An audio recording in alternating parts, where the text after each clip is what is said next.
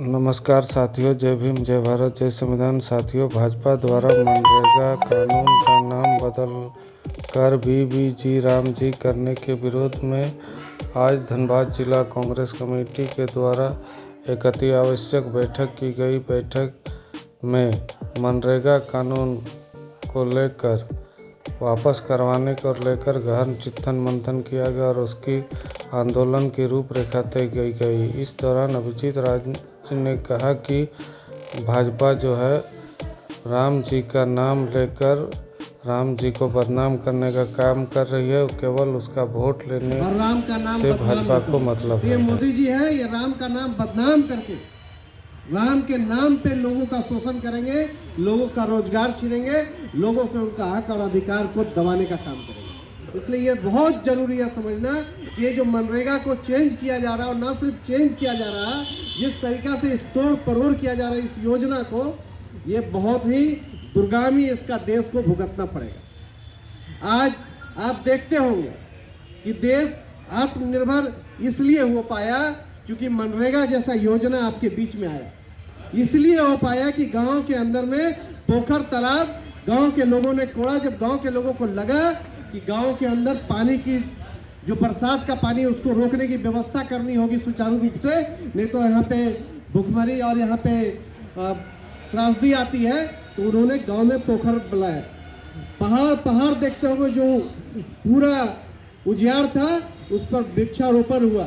ये मनरेगा के माध्यम से हुआ। सड़क बना, नाली बना, सब चीज बना। और ये सारा निर्णय कौन करता था? गांव के लोग बैठ के निर्णय करते थे कि मनरेगा कैसे गांव में लागू होगा, कैसे लोगों को रोजगार मिलेगा। अभी क्या सिस्टम आया है कि इसका पूरा मॉनिटरिंग सेंट्रल करेगा, सेंट्रल से योजना आएगा। और वो सेंट्रल को अंदाजा ही नहीं होगा कि उस गांव का बुनियादी जरूरत क्या है।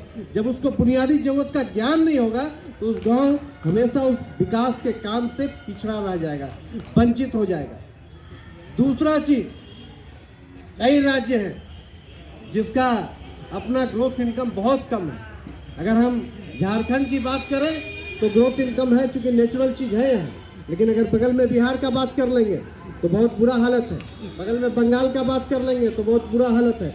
इस तरह के कई राज्य हैं। हिमाचल का बात करेंगे, कई राज्य हैं जिनके पास खुद का अपना व्यवस्था कमजोर है। 40% जो अमाउंट है ये राज्यों के ऊपर थोपने का काम केंद्र सरकार कर रही है। राज्य के पास पैसा होगा नहीं, राज्य इस योजना को ताकत देगा नहीं, जिसका नतीजा होगा कि गांव के लोगों को रोजगार मिलेगा नहीं और गांव का लोग फिर पलायन करने के लिए बाध्य होंगे।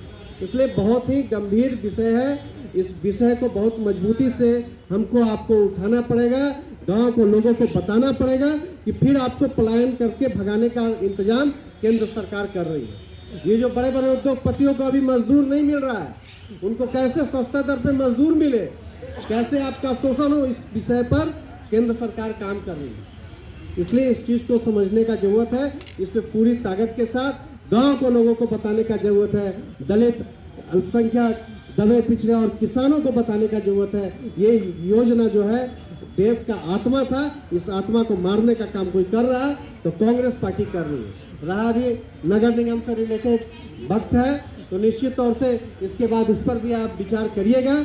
जो भी सहयोग होगा, जो भी जरूरत होगा, हम जरूर उसमें आपके कदम से कदम मिला के काम करेंगे।